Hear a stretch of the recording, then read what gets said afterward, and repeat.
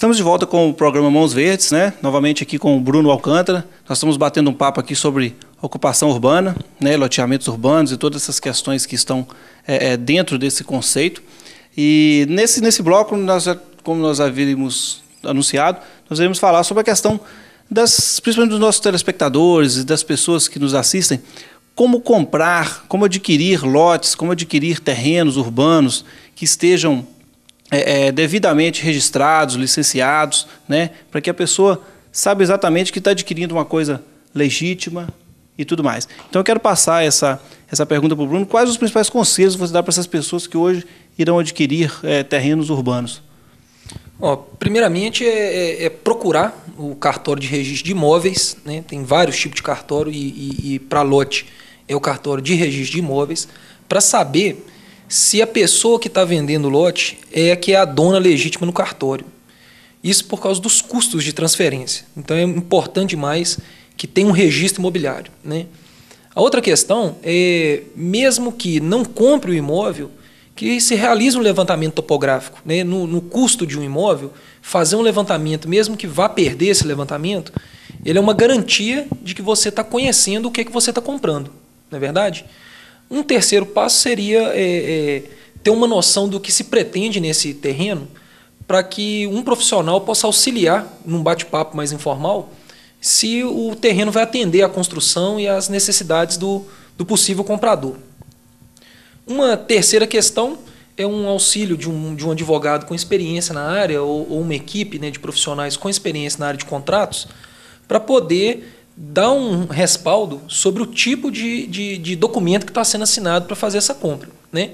E eu alertaria que no mercado de lotes formais tem se operado hoje numa média de 5% a 10% do valor do imóvel nos seus custos de transferência. Então isso também é um dado significativo que todo mundo tem que estar ciente de que a compra implica em despesas, né? Despesas de transferência cartorial, despesas de levantamento de documentos, né? A despesa do despacho desses documentos junto aos cartórios. Enfim, tem uma burocracia que tem um custo, e esse custo hoje opera em torno de 5% a 10%. Seria basicamente esse. Ok, isso é muito importante as pessoas saberem, porque muitas vezes as pessoas querem economizar em algumas questões, principalmente nessas questões de advogados, uma análise bem feita de um contrato, ou até mesmo um levantamento topográfico para conferir as medidas desses terrenos, né, que muitas vezes podem não fechar. Então isso é muito importante e o custo é muito pequeno em relação ao valor do imóvel que está sendo adquirido. Então isso é uma questão muito abrangente e útil dentro dessa questão. Eu quero levantar outra questão com você, Bruno. Você que participou do Circuito Mineiro de arborização de vias, né? Arborização urbana, você participou das 2 etapas aí, juntamente com o pessoal da CEMIG, e foram debatidas várias questões com relação a essa arborização nos dias de hoje, essas árvores que hoje ocupam o nosso meio urbano. Eu gostaria de saber quais as novidades, o que foi discutido nessas etapas desse circuito que você participou em Governador Valadares e também em Uberlândia. Em primeiro lugar, eu acho que a CEMIG, como uma empresa que tem um interesse nessa área, que tem um setor de meio ambiente hoje bem desenvolvido, eles estão de parabéns porque eles têm desenvolvido um trabalho muito intenso, de uma qualidade técnica muito interessante e que tem permitido a troca de experiências, que eu acho que é o principal, né, entre o que está sendo feito hoje dentro das prefeituras nas diversas regiões do estado em que tem sido feito esse circuito, né? Agora, o que eu, como urbanista, tenho para mim como uma síntese desses encontros, né, dessa etapa de Valadares e Uberlândia, é um entendimento de que as árvores, o plantio delas, não é uma atividade leigo, né? Tem muito profissionalismo por trás de uma boa qualidade de arborização urbana. As árvores elas podem ser entendidas, até certo ponto, como um mobiliário urbano, né? Como um banco, como uma mesa de jardim, como uma luminária de pedestre, né? Agora, com um pequeno diferencial, que ele é um ser vivo. E como todo ser vivo, já nasce morrendo. Ao longo dessa vida da árvore, ela pode vir a trazer riscos para a cidade, ou seja, ela inserida no contexto urbano, ela tem alvo. Que alvo? É um carro, é a rede elétrica, daí o interesse da CEMIG, as pessoas, as propriedades. Então, o que a gente viu nessas 2 etapas é o seguinte, que as prefeituras têm tido uma experiência muito empírica, né? Muito tratada de uma forma imediatista, sem ter um entendimento de que esse ser vivo, árvore, além de todos os benefícios que ele traz, ele requer alguns cuidados, e são cuidados de especialista mesmo. Um exemplo é o seguinte: os efeitos da biodeteriorização que as árvores sofrem, né? O ataque de fungos, dos cupins na sequência, de algumas espécies de formiga, todas elas podem causar a sua biodeteriorização e ela já nasce sofrendo essa ação. E o que mais tem me surpreendido nesses encontros é o seguinte: um entendimento que a maioria dos órgãos de meio ambiente tem com relação àquela árvore inserida dentro do contexto urbano, aquela da calçada, não a da praça, não a do bosque, mas a da calçada. Eles têm tido assim, uma tendência muito grande de cobrar que só sejam implantadas e plantadas novas árvores de espécies nativas. E que, no meu entendimento como arquiteto, isso é um equívoco, né?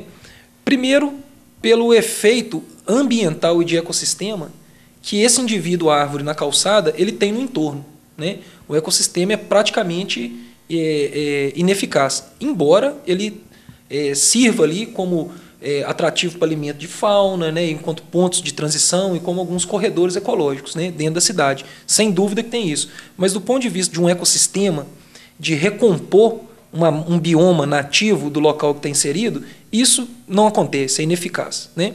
Uma outra questão é que elas requerem um padrão de muda para plantio que é muito diferente do que a gente vê, né?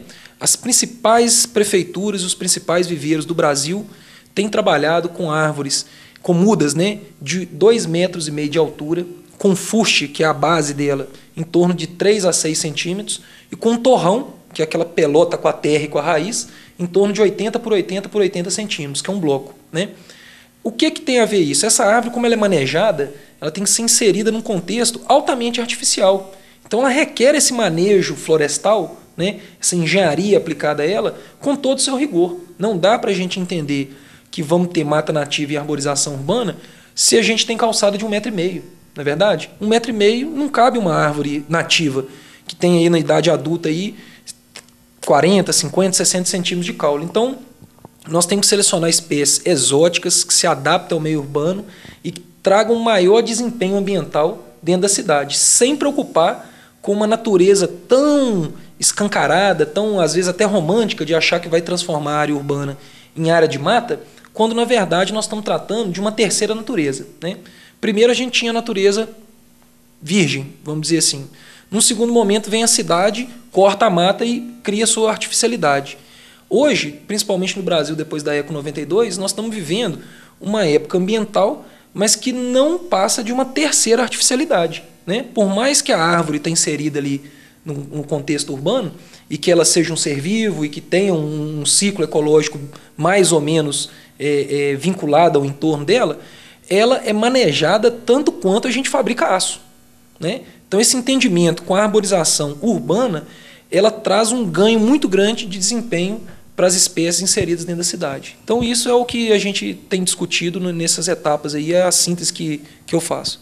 Ok, isso é muito importante a gente ter esse entendimento também do seu ponto de vista, já que você participou desses circuitos, de todas essas discussões com relação à arborização de vias, essa questão desse terceiro elemento, né? A gente não pode encarar isso como realmente uma natureza primário, é ecologia, é meio ambiente. Na verdade, ela é mais uma composição urbana. É um componente urbano. Que requer engenharia, né? Que requer um estudo técnico aplicado, né? Ou seja, não é um assunto de leigo mais. Né? Ok, Bruno, mas foi um prazer te receber aqui no Mãos Verdes, viu? Esse assunto ele é muito abrangente, nós poderemos voltar a discutir isso novamente, entendeu? E isso, nós estamos vendo imagens também aí de loteamentos e das fases aí de ocupação e das topografias.